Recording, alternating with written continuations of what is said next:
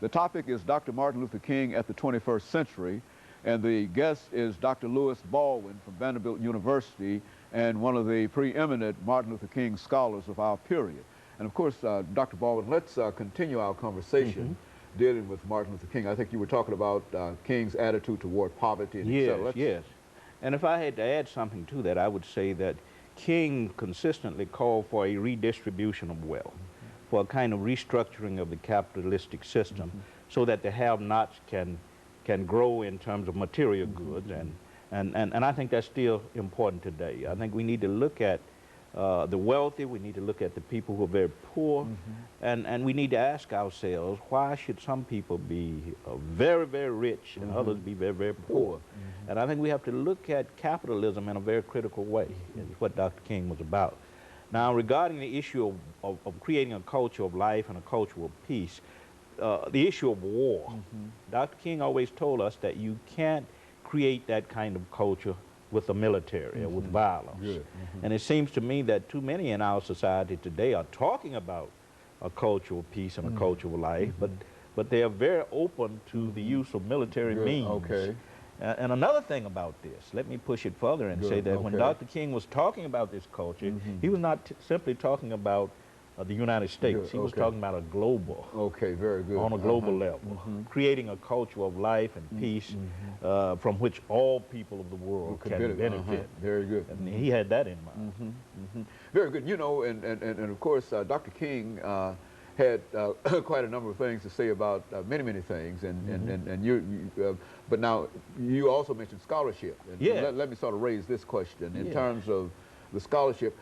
Has much changed in reference to certain aspects of Dr. King, the assassination, for example, and some of the other things that are traditional in terms of our thought patterns in reference to Dr. King? That's an excellent question. There are several schools of thought. I mean, I should say, you have those who deal with Dr. King's assassination, who are now subscribing to what is called a conspiracy theory.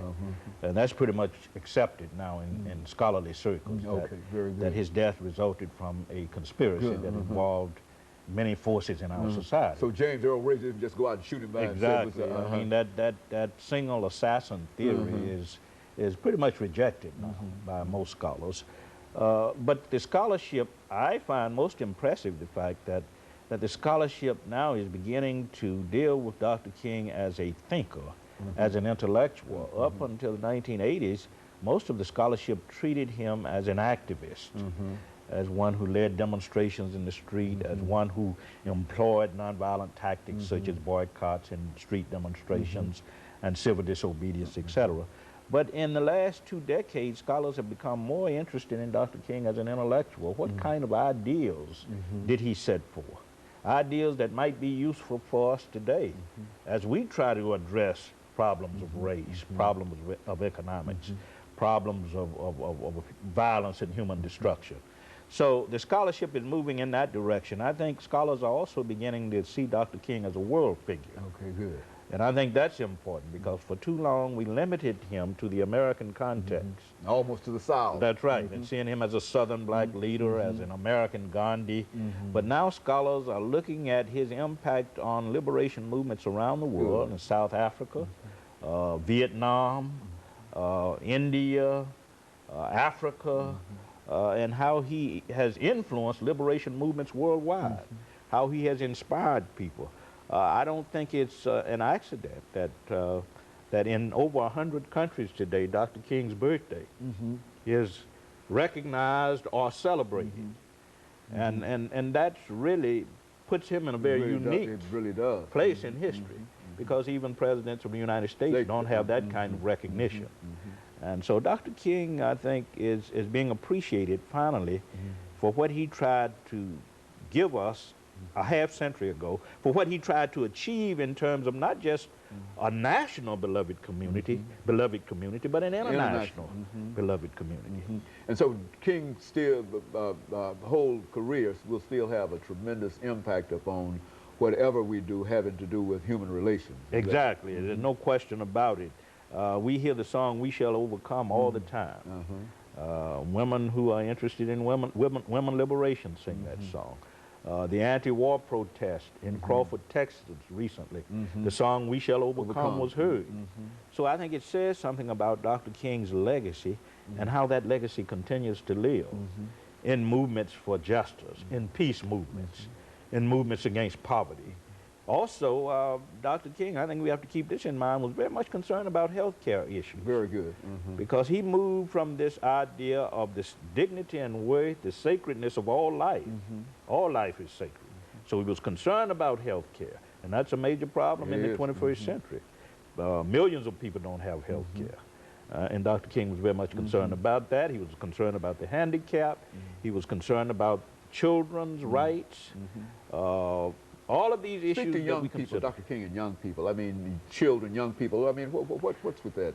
Unfortunately, scholars have not addressed that yet, but I've been going through some of his papers at the King Center, and I've gone to Boston University a number of times, and the letters he wrote to children are very impressive because he always challenged them not only to study, but to think ahead.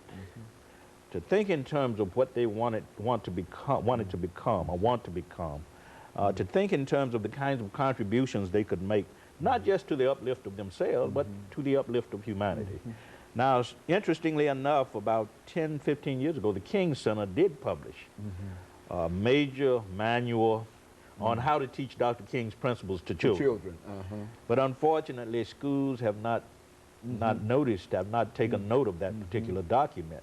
It's a very, very important document that gives guidelines for teaching children nonviolent principles from kindergarten up to grade 12. So there's already a plan that has already been laid out by Dr. King in terms of how that can be done. It's not being used, and I think given the levels of violence in our society and in our world, we're going to have to start looking at documents like this and looking at Dr. King's life and his teachings and to sort of determine the meaningfulness of those teachings for us today, because there's a certain timelessness about the concerns that Dr. King raised with respect to violence and human destruction. You know, that's why we always return to that 1997 interview, that no matter when you listen to that, you can listen to it in 2005. Yeah. It still seems as if it was done yesterday, primarily because of that timelessness that you're talking about. Exactly. And of course, Dr. Baldwin, we're going to have to take our second commercial break, and after which we'll come back and give you an opportunity to close us out for today.